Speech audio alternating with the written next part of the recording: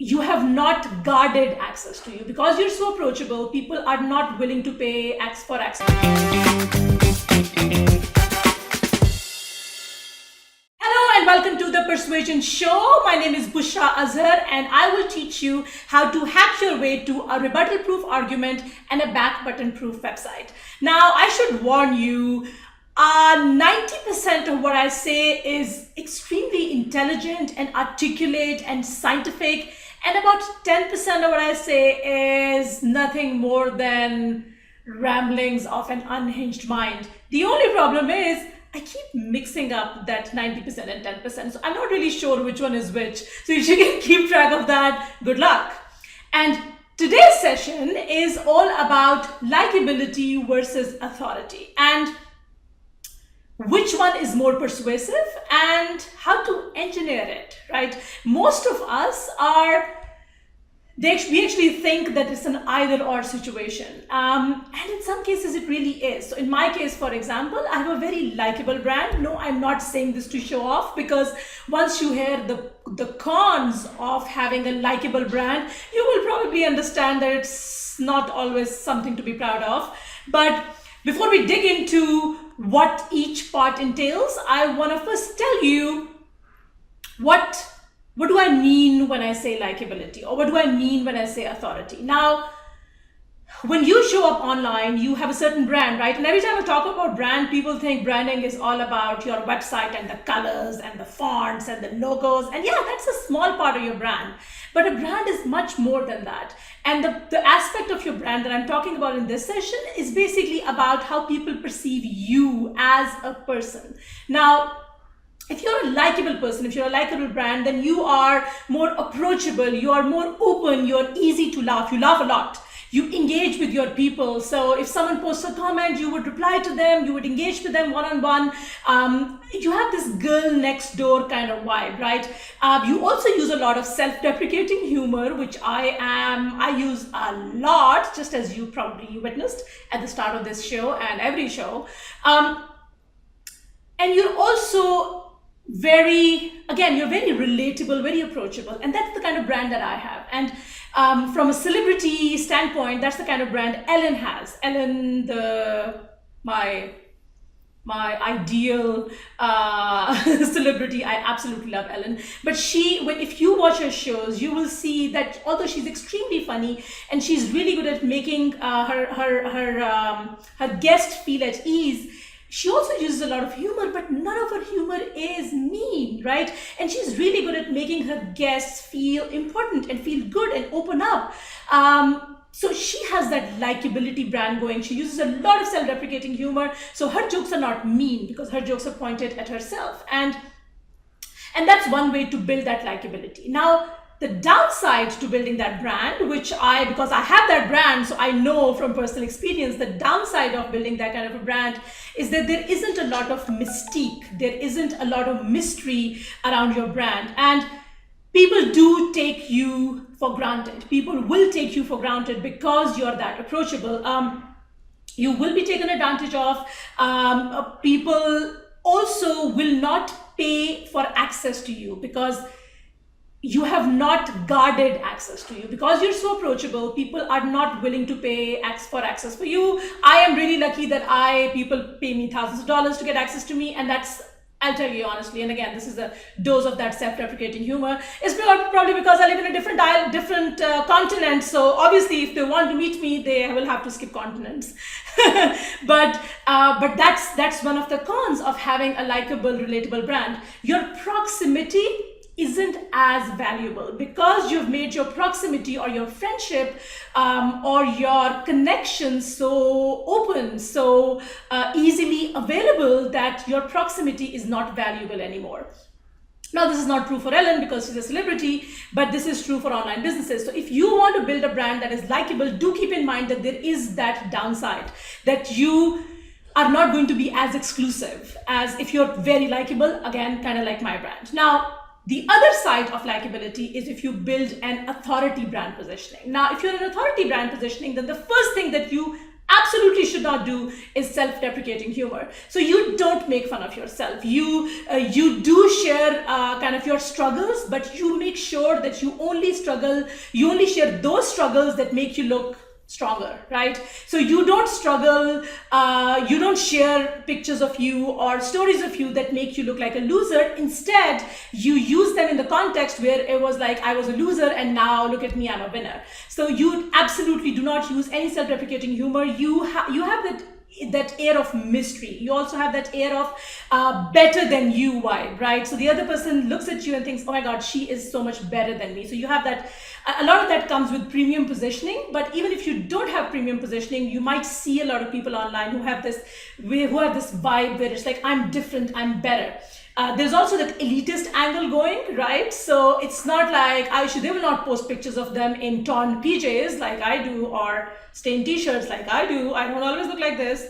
And if you look at this as like, what is this? It means, yeah, this is the best that I can do. And if this is not good enough, God help me. Okay. The overall branding is not girl next door. The branding is she's not one of us. And that's on purpose, right? The ideograms that you're using, the symbols that you're using in your branding, they are more premium. You will always try to one-up the person you're engaging with. So if you're in an interview, for example, and that's one of the biggest differences that I've seen when I do interviews versus the other interviews, some of the interviews that I've seen other people do. So when I do an interview, I literally just start the interview making the interviewer feel like he or she is some sort of a god. That's my way of building a connection. And it always works because we all know flattery works. But most of the times, if I'm going to choose to have an interview with you, it's because I like you, not because I just pretend to like you. So the person who's trying to build an authority brand is not going to do that. They will always try to one-up you. They will take compliments. They will take compliments like they deserve them, and don't always would want to return those compliments because they're trying to build that brand. They're also kind of offended a bit easily. So a lot of those authority brands are very anal about what people say about them. They're very anal about different point of views, right? You will see that a lot. They will, or the way they show up in their communities, or the way they show up on Twitter. And I'm not again taking any names, but it's very obvious to see that they're really, really not good with handling opposition. They're not good with handling different point of views. So either they would tell you, just go F off, or they would say something like, you know what, you're just a dumbass because you don't know any better, which is again a sign of authority. So I'm not saying whether it's right or wrong, but it establishes you as someone who really, knows her shit. I don't do that because I really think there are no right answers and right and wrong answers. So that's just me. So what are the cons of having that authority brand? The biggest con obviously is that you will repel a lot of people, which honestly, it's not a con. It's not really a con because it's always good to repel the wrong people and attract the right people. And because you have that sense of mystique, because you mystery, and because you guard access to you, one of the pros is that you can command whatever price you want, right, for access to you, because access to you, your proximity to you is valuable. So your proximity is valuable versus a likable, relatable brand. Proximity to that person may not be as valuable as it is to someone who has an authority brand. Now that we've talked about the likability and authority brands, the next logical question is how to engineer that right brand, how to engineer the right perception. And honestly, the absolute first step that I'm going to ask you to take is to decide for yourself which one of these brands is closer to who you are. So if you're not an open person, if you have issues with sharing the ugly part of your life, if you have issues with making fun of yourself or making fun of your story, if you have issues with dealing with people or engaging too much with people, then it doesn't make sense to try and become a likable brand, because that means that people will take you for granted. They will think that access to you does not come at a price. So again, the very first thing that I'm going to ask you to do is to choose which one of these brands is you want to be. And once you've decided that, I'm just going to share some of the stuff that you can share and some of the things that you can do to engineer either one of these types of brands. So the first thing is how you show up, right? The symbols and the ideograms that you use. So this setting that I have right now, where I'm sitting right now, it's not the kind of setting that I would use if I'm trying to establish myself as a likable brand. I would be probably sitting in my PJs, in my closet, where I was in the first 2 years of my business, but the light is better here, so I would just move here. So right now I'm sitting on, cream sofas and this really nice soft light coming in, and I'm all dressed up and I'm wearing a nice clean shirt with no spit ups. And there are all those elements, and this is my formal dining, formal entertaining area, which means it's clean, there are no spit ups, there's a nice decor going. And this is more of where I'm trying to see, I understand that most people's living rooms do not look like that, right? So it's not relatable. This is not the kind of ideogram, this is not the kind of symbol I would use if I'm trying to establish a likable brand. Also, what you wear most of the times. Now, in my case, my brand is established. Everyone knows who I am because I spent the first 2 years of my life shooting videos in my closet and wearing stained t-shirts and shooting videos where my kids are treating me like a football. So my part is mostly done. But if you're just starting out, then dressing too casually or shooting videos showing the ugly side, and everyone talks about, I'm so glad that you keep it real. I'm so glad you show the real side of your life. That is all good if you're trying to build a likable brand. If you're trying to build an authority brand, then you might not want to show the ugly side of you. You might not want to show the spit ups. You might not want to show the mess ups in as tiny, excruciating detail as I do. Maybe you can be a little bit more political about that. You also would not be, so one thing that I've decided that I use in my brand, and that also makes me very relatable and likable, is that I have a Facebook group, right? And in my Facebook group, it's a pitch promo group. You can pitch and promo within certain rules, but you can pitch and promo wherever you want. So if you engage with my community and my community likes you and respects you, you can come and pitch and promo, right? Now, here's the fun thing. I'm not doing this out of the goodness of my heart. I'm doing this is because I pitch in the group too, and I don't think it's fair for me to pitch in the group when no one else is allowed. So what am I doing here? I am positioning myself as one of the masses. When I do this, I'm not positioning myself as an authority. I am saying, dude, I wanna pitch in this group. I want to promote to this group. If I have a great offer, I want to share it with my people, and that means if it is okay for me, it should be okay for you too, right? So that's one way of doing it, positioning yourself as one of the masses. So not just sharing your spit ups or mess ups or making self-deprecating jokes, but also positioning yourself as one of the masses. I also laugh a lot at other people's jokes. And yes, I'm quick to laugh, right? I'm quick to laugh. But also, if you have been to one of my webinars, you will see that if someone cracks a joke, even if it is not an incredibly funny joke, I literally would read out the comment and I would laugh and laugh and laugh, because that creates that vibe that she's not just someone who finds herself funny and nothing else is funny. The person who cracks the joke, that person feels good about herself, that person feels good about me, and everyone in the community looks at this and thinks, oh my God, she laughs at other people's jokes, which means she actually finds us funny, which means she actually likes us, right? Which means we like her in return. If you're trying to build an authority figure, you'd probably not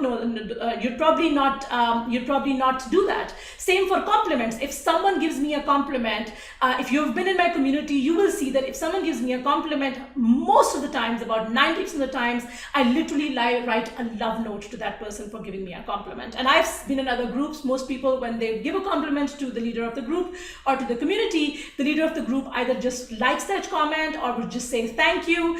I literally write a love note to that person. Oh my God, you just made up my entire day. Thank you. So, because it really did. It made me sit and wonder at the absolute awesomeness that's my business and my life, and I'm eternally grateful for that. But a lot of people are grateful for those compliments as well, but they don't take the time to respond to the person who posted that comment saying, oh my God, you just made my entire day.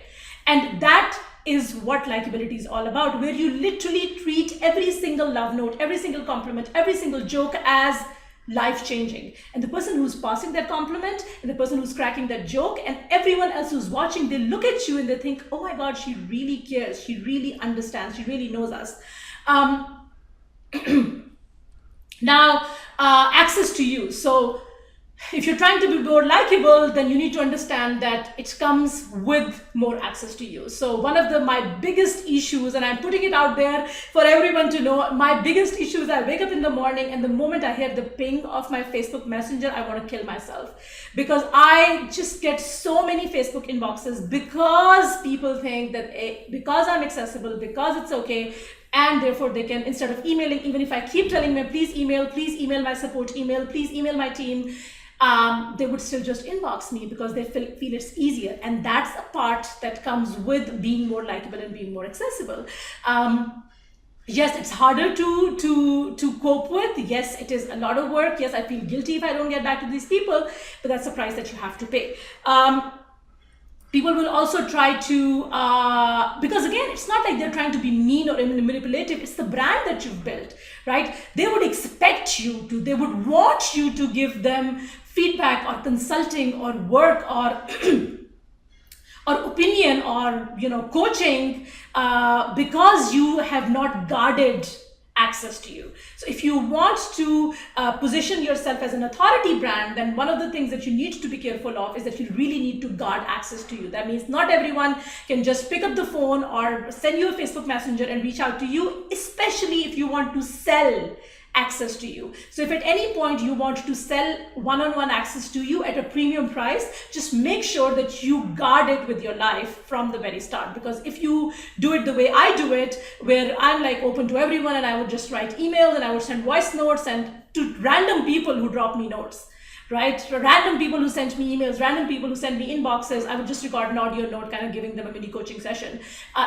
If you do that, then at any point, if you want to charge premium prices for one-on-one work, it's going to be hard. So to wrap this up, two types of brands.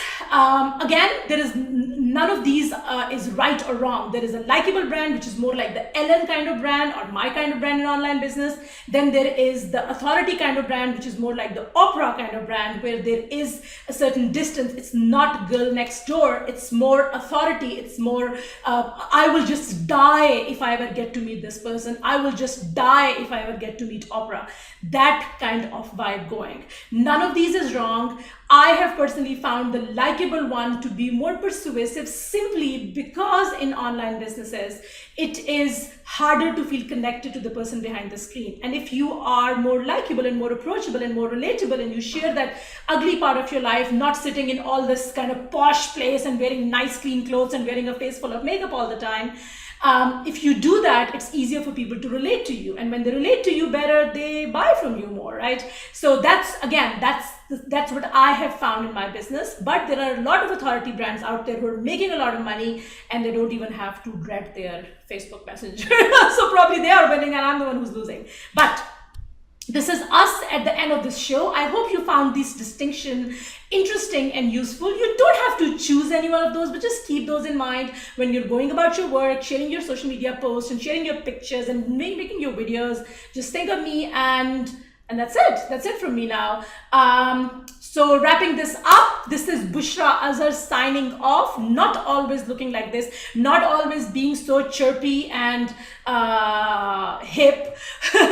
And if you want to see me show up in all my likability, then you may want to join my community, which is 60-Second Persuasion. Find us on Facebook and come join the community. It's totally badass. And I know everyone uses badass for everything from dog poop to cold coffee. So no, I don't mean that kind of badass. I mean really, truly badass, where our asses are really bad.